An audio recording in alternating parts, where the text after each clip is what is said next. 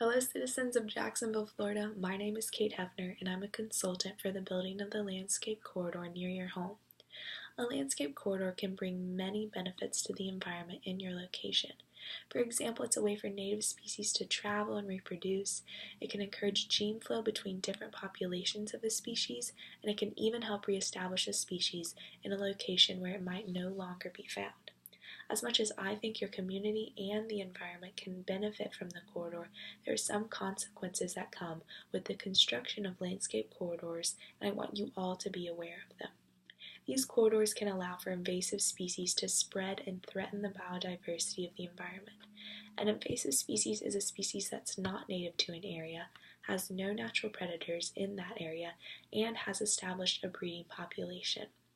Some invasive species have high dispersal capabilities, which means that they can leave an area of birth and go to a different area very easily and survive. This helps contribute to a decrease in the species richness and evenness in an area. Species richness is the number of species in a given area, and species evenness is the distribution of individuals among the total species in that area. This overall decreases the biodiversity in the area and harms your native species. As many of you may know, Florida has a great deal of invasive species. Some of these include the purple swamp hen, the Nile monitor, the Burmese python, the salt cedar, and water lettuce.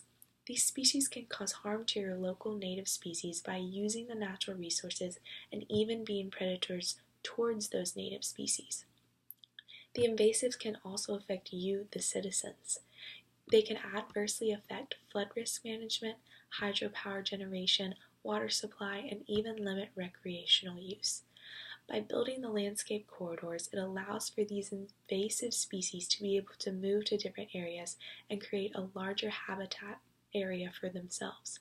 The best thing to do is to reduce the invasive species' ability to spread and reproduce.